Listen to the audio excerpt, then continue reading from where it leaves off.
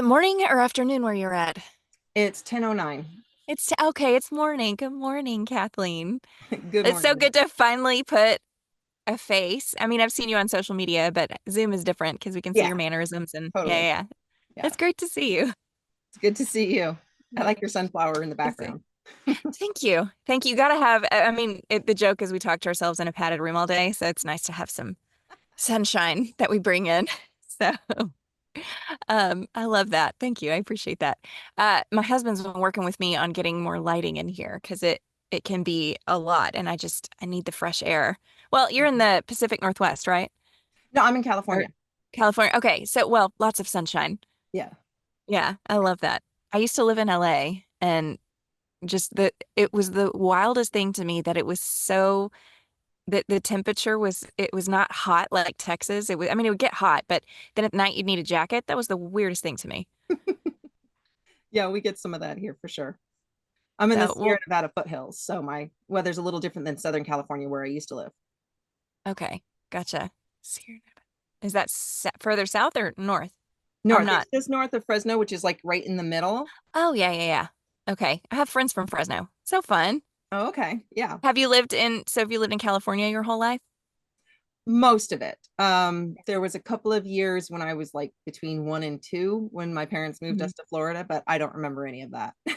Yeah. Hey, you can still claim it. My husband was born in Rochester, New York, so he's still New York, even though he moved here at like he was like one. He still won't say y'all, but claim Florida. Florida's fun.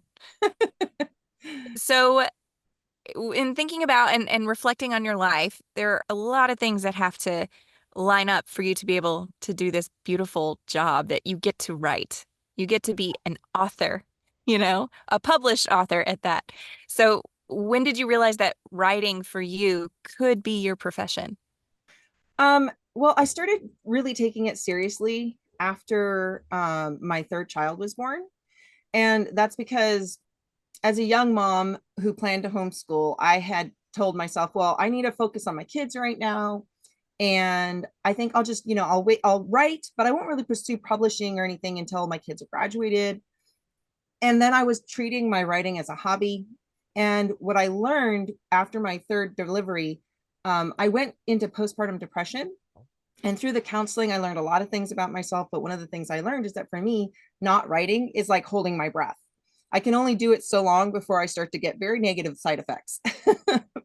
And so my husband and I worked out a schedule so that he would come home from his long commute. I would kiss him goodbye and I would go off for like 3 to 4 hours and I would find some place to hunker down and type on my laptop. Took me a while to find the right place. The library closed too early, so that I'd have to trade places. Coffee shops were too loud and distracting. I've worked up my muscle of tuning things out since then, but at the time I was like, I can't deal with all this noise.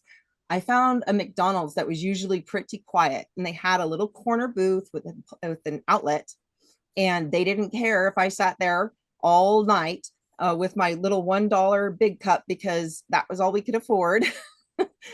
And I would just sit there to make myself feel better for taking up their space and not spending more money, I would only refill my soda twice and then I would fill it with water for the rest of the night.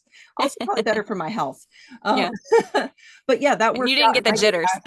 Yeah, yeah. Well, I didn't drink much with caffeine, but that worked out for a couple of years until we were able to buy our own house, and then I was able to have my own space to write at home. And my kids were a little bit older, so they could not interrupt as much.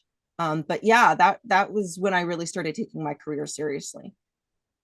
Wow. I think nowadays it's becoming more normalized to talk about mental health, but at least whenever I first started having kids, people didn't talk about that. That's a real thing Yeah, that can happen when you have your children. If you need help, that's normal. It's okay. absolutely. There's nothing, you didn't do anything. It's hormones and your body just went through a traumatic experience to bring life into the world. It's a beautiful thing, but there's also a lot that comes with it. So I appreciate you sharing that.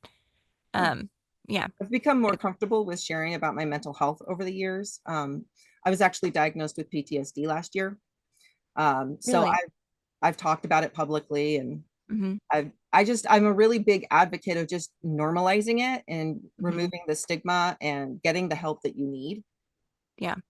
Yeah. It's like I think the best way, my husband has had some mental health struggles since he was a kid. And so when we talked through it, and he was trying to explain it to me, the best way that he said is if you need work on your heart, if there's something wrong, you go to a cardiologist.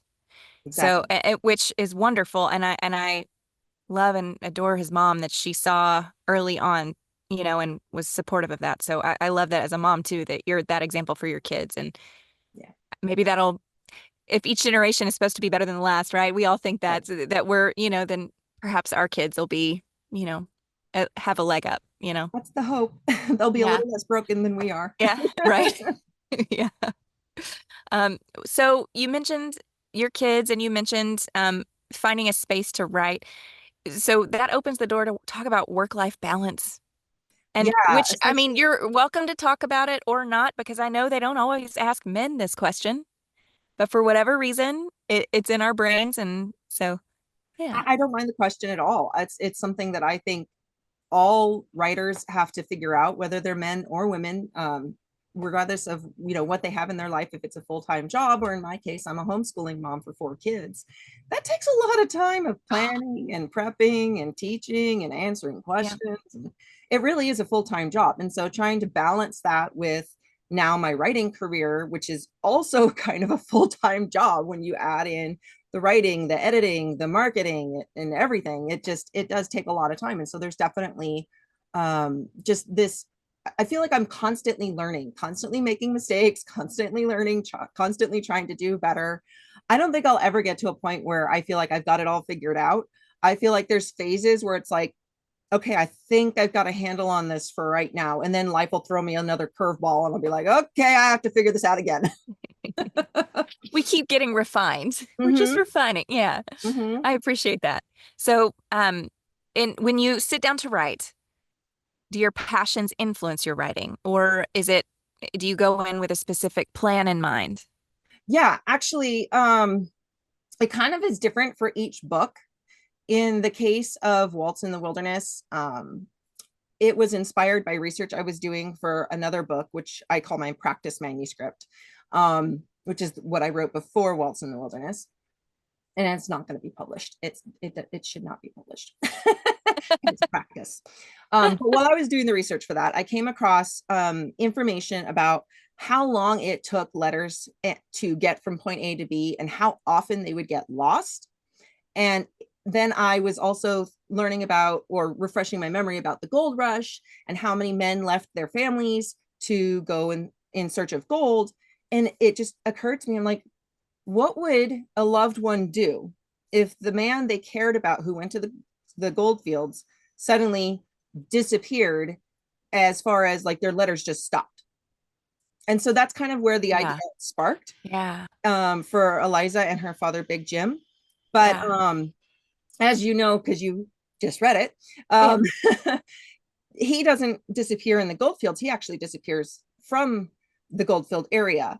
Um, and so it gave it a little bit of a different twist, and it allowed me to explore the San Diego County region, which is where I Mhm. was living at the time that I wrote this. And there's just not a whole lot of books set in Southern California during that time period. And I Mhm. thought it would be really fun to take readers somewhere they probably haven't been before. And it gave me an opportunity to share little pieces of the local history that I had fallen in love with in San Diego. I love that. Art infusing, life infusing art. And that's one of the things that drew me, frankly, to your book as well, because I love the Old West of it all, but also that particular area. I think, I've seen Deadwood and Old West stuff on TV, but there's not a lot of literature that I've read that explores, the gold rush and how that could possibly affect a family. And I don't know. I love at the end, for those of you reading her book, at the end of it, she has some really fun excerpts that you can go and look and explore a little bit more about the history. So I love anything that has like a chef's kiss little history fact in there. So, um, what was one of the most surprising things that you've learned in creating your books? So actually, one of the most fun tidbits that I learned, which surprised me, but I find just so fascinating, is when I was researching how they get their mail in San Francisco at that time. And every couple of weeks, a steamship would come in, or a sailing ship would come in, and they would shoot off a cannon to let everybody know that the mail had come.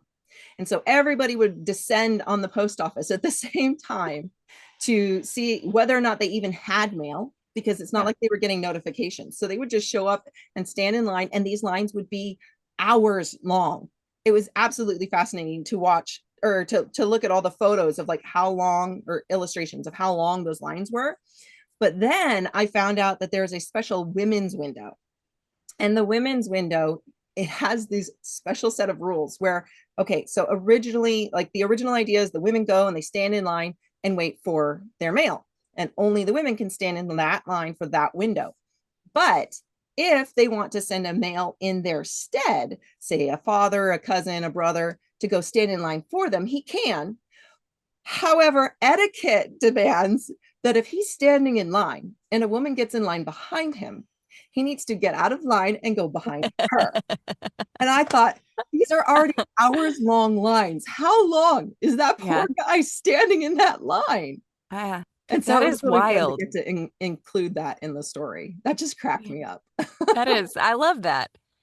Is that your favorite part about being a writer, is getting to explore and research is that phase of it your favorite? Absolutely. Getting to find those little nuggets that people will find interesting, that really make history personal, is what I like to include. Because, you know, when I was in school, a lot of the times it was memorize these dates, memorize these names, and it was like the big picture stuff, you know. I always wanted to know, but how did the pioneers go to the bathroom? You know, like those little personal things, like how did they wash their clothes? You know, how did they light their fires? All that stuff. And so that's kind of the stuff that I look for in my novels.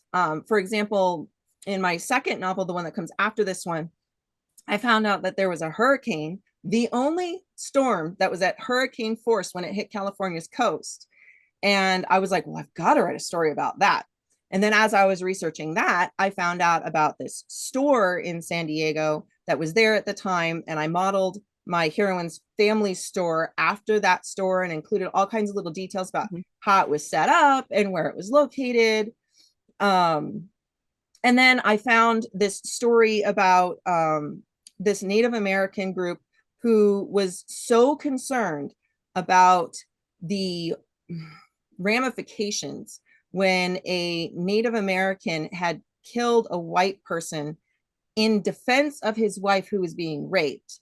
And they were so concerned about the white population being angry and retaliating that they actually proactively whipped their own guy and banished him from their tribe or their area for, I think it was at least a year, maybe 2 years. It was a long time.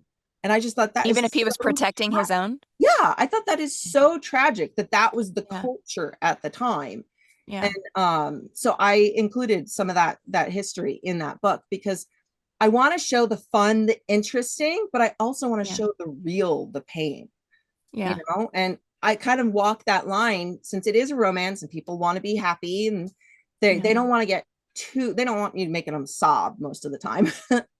But I do try to keep it real. I don't try to make it seem like, oh, the past was this glorious golden age and we should all go back there. No, it wasn't. No, it's not rose tinted glasses. Exactly.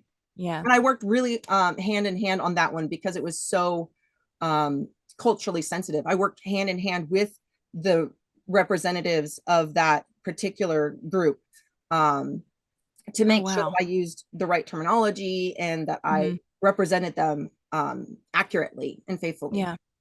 Yeah. That is really cool. Did you find that they were open with working with you? They were great. And then once I'd written it, I sent them all the scenes that were pertinent to their people and had them sensitivity read it. And in fact, the only critique I got back was, well, you need to change the name of the housekeeper because that name was actually a famous name in our lineage. And I didn't know that. And so I was like, okay. So I changed the name. Yeah. That's awesome. I love that. Well, okay, let's talk about your process in writing. Everybody has, their rituals, their things that they do. Let's talk about yours. Where do you write? Do you have a special space for it? What rituals or quirks do you have when you sit down to write? Yeah, so I do have a shed that is in the process of being converted into an office. Whew. But with my health issues the last couple of years, that's taken kind of a back seat. So it's taken a long time to finish up, but I do have a separate space from the house, which is really nice because I don't have to worry as much about the kids interrupting. And now that they're all Mhm. teenagers, my oldest is 18. Well, not all teenagers. My youngest is 8. I have 18, 16, 14, and 8 right now. Okay. It makes it Oh, that's fun. possible for me to have this much separation and not have to Hmm. worry that, they're going to hurt themselves or whatever. Hmm. Um, and then as far as like rituals or habits, really the only one that I have is that I try to remember to pray before I start writing every time, just to make sure that Really? my head is in the right space. Sometimes if I'm feeling stressed and rushed, I might be as simple as, Lord, don't let me screw this up. Yeah. But often it'll be praying for my kids, praying for my husband, praying for friends and family, people that I Mhm. know are going through really hard times. And so I might spend 30 minutes Yeah. praying over those things. And I am not prayer warrior is not my gifting, but I try. Yeah. Well, and that sounds like it centers you too. It does. And It does. I think Kind that's of really helps clear lovely. out stress. Yeah. I know for the longest time working in a creative sphere, I was like, oh, how does this align with my faith? How does that all, and until like in the beginning, God is the ultimate creator and I get to create. It's a gift that I get to do. I'm never like none of us will ever come close. Like the stories you weave will never come close to his ultimate story of redemption, but I think it's something special that we get to be a part of telling stories. And anyway, yeah, I love that you're weaving your faith into that. And I'd not considered that, not to bless the works of my hands kind of thing, but praying for other people and taking the shift, the focus off of you and what you're about to get into and putting it out. I love that. Thank you for sharing that. I appreciate that. Oh, thank you. Yeah. It's like, oh, that's kind of convicting a little bit. Like, yeah. Because It I is think at something. work, it work is hard because it's like, this is what I'm doing for my family, for Yeah. but ultimately, Yeah. what is it for? And So, I'll be honest, uh, it's not something I've always done, but it is definitely mhm, something that I do try to do now and that I've been doing for year and a half or so.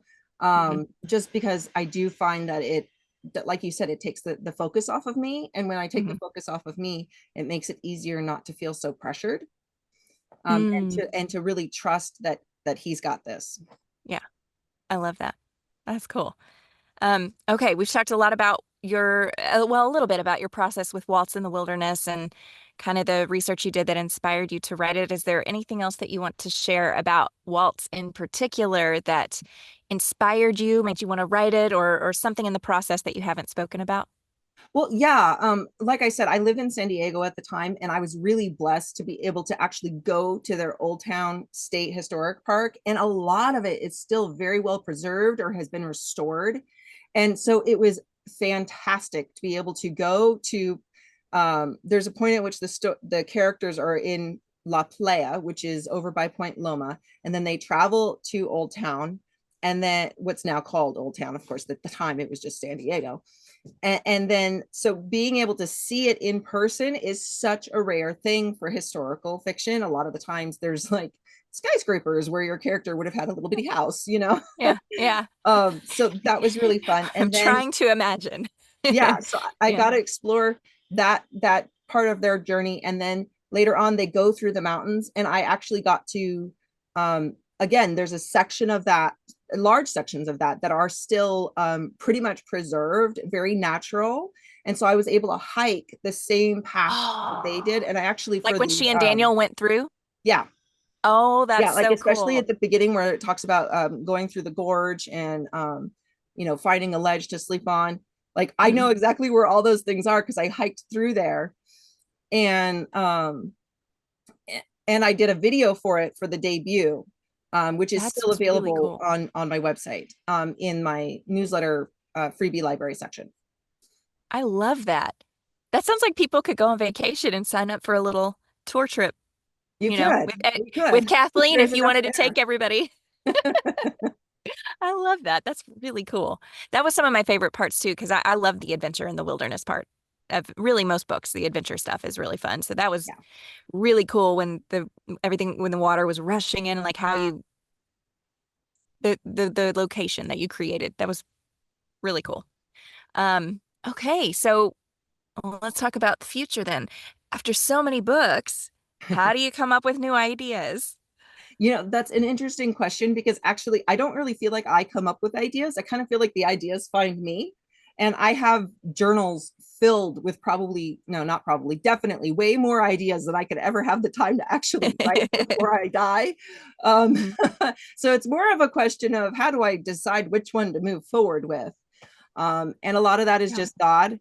The ideas, as far as where they come from, they can come from sermons, they can come from overheard conversations at the mall, they could come from research like Eliza did.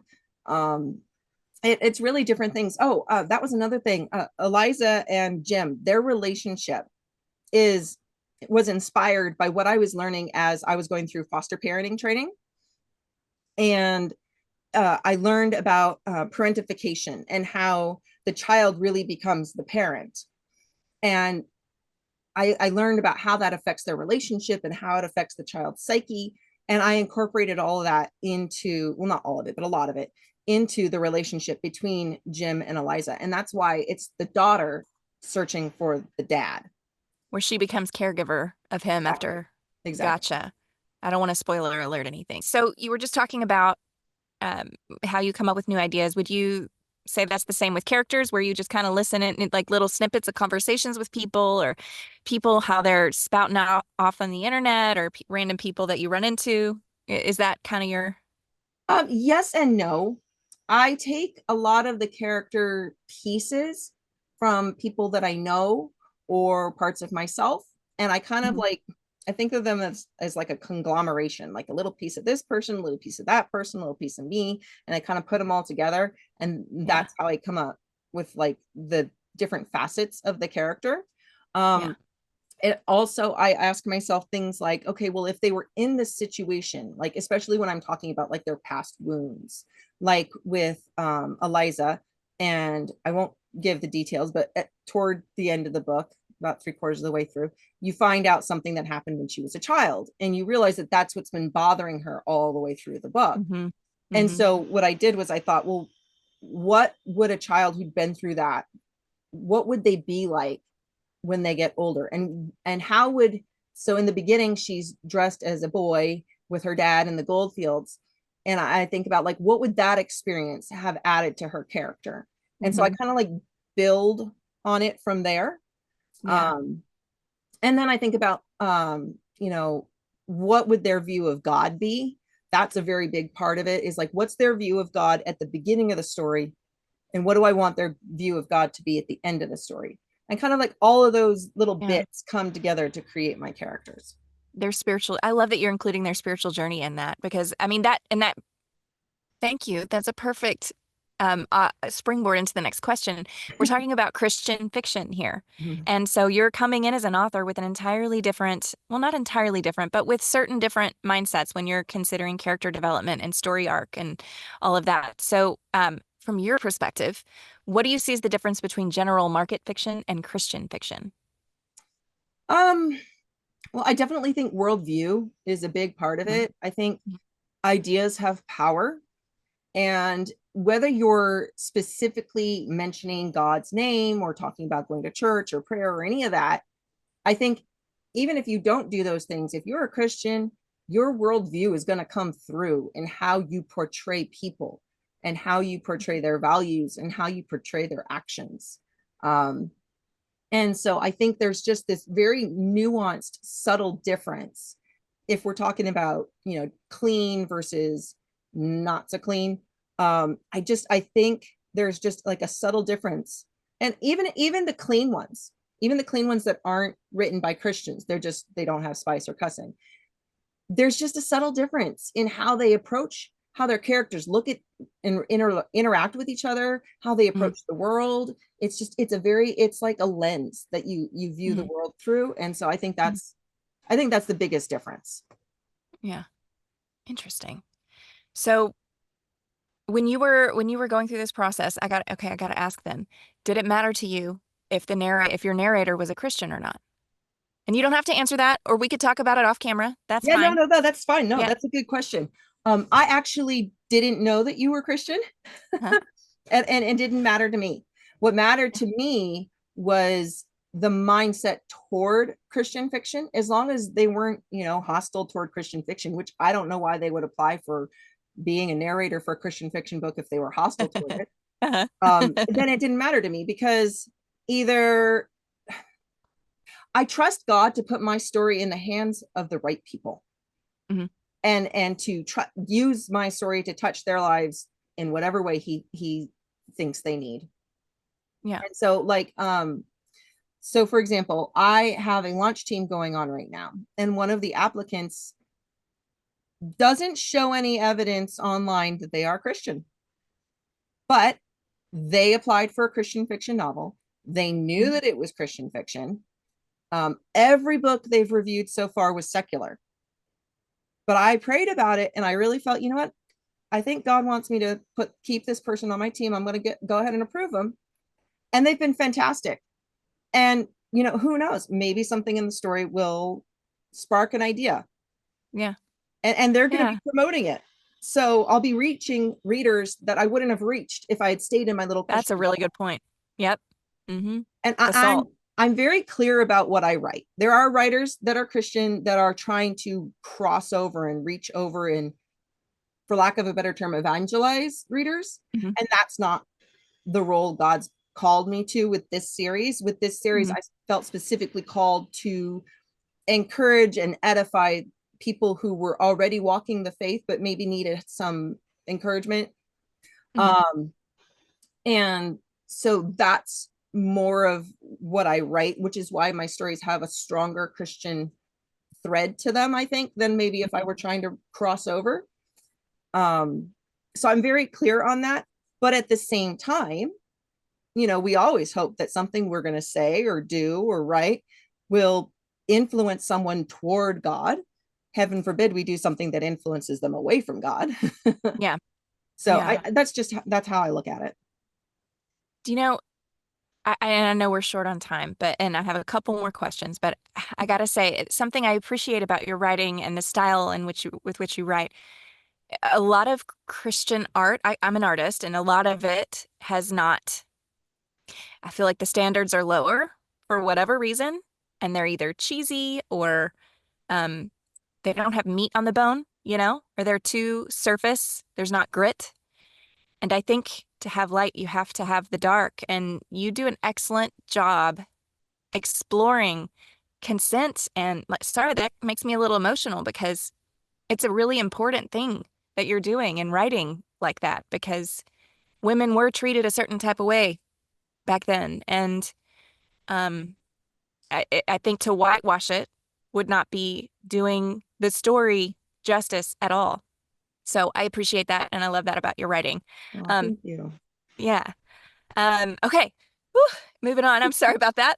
No, Do I you, really appreciate getting that kind of feedback from readers. It means a lot. so well, keep on keeping on is what I'm saying. Keep doing it. It's really it's wonderful. Is there anything you want to share that readers can expect coming up next from you or things that they can see and look forward to? Yes, actually, I am currently finishing the first draft of Colin the Kenyans, which is the final book in my Chaparral Heart series and features Virginia, who we call Ginny Baker, and also a sheriff named Heath Monroe. And the two of them are really fun to write together because of Ginny's past, she has basically sworn off trusting any man ever. She's very grudgingly made a couple of exceptions over the previous two books, but she Yeah. still very much is anti-man. And yet she, for reasons that are explained in the book, is compelled to join this all-male posse, which is so much fun to work with because the posse members all have their own unique little personalities. Some of them are funny, some of them are kind of grumpy. And it's really fun to write all of them together. And so for most of the story, it's this posse chasing these bandits. And then toward the end of the book, I will be including a real life shootout, which I've been told by the people at Campo is the second, I believe is second bloodiest, second most infamous shootout in American history, right after the OK Corral at Tombstone, which a lot of people will know about because of all the movies that have been made about it. Yeah. So Yeah. think of something along those lines. And that's what we've got going on in Campo, California in 1875. And so that's the book I'm finishing up right Oh, now. And that will release next year, June 2025, but it is on pre-order right now. Awesome. Oh, and you guys, so you heard it here first from Kathleen, June of 2025. But if you can, if you have the bandwidth for it, please pre-order. It matters a lot to the authors when they're putting out works. You want to talk about pre-orders at all, Kathleen? Yeah, actually, pre-orders are so helpful for authors because when you pre-order, all of those sales hit the account on Amazon at the same time, that release day. And what that does is it boosts it in the rankings, which one gives it more visibility to readers, and two tells Amazon, hey, we should push it even harder. And so Amazon will give it extra attention if it gets a lot of pre-order sales. The other thing it does is it lets my publisher know that you guys are interested in what I'm writing and gives them more incentive to offer me new contracts. I love that. That's like the more you know corner with Kathleen Denly. Thank you. It's good to know because not a lot of people know how the publishing industry works if they're not in it. So, Yeah. Okay, where can they go to find you? Online or socials, or maybe you have a cup of tea at your favorite coffee shop. I don't know. Actually, I do volunteer at Fresno Flats Historical Park in Oakhurst, California. If you're interested, you might find me there occasionally. I Hey, volunteer as a docent there. Um, but online, I am found at kathleendenly.com. Be careful to spell my name correctly, Kathleen, and then my last name, Denly, only one E. And as long as you spell my name right, anywhere on the internet, you will find me. There is only one me. So you will find me on Instagram, you will find me on Facebook, and you will find that I have a Facebook readers group known as the Armchair Adventure Crew, where I will post polls, ask for people to help me name characters, all kinds of fun behind the scenes kind of stuff that you guys get to participate in. I also share history things and we just kind of have fun. awesome. Thank you, Kathleen. I appreciate it.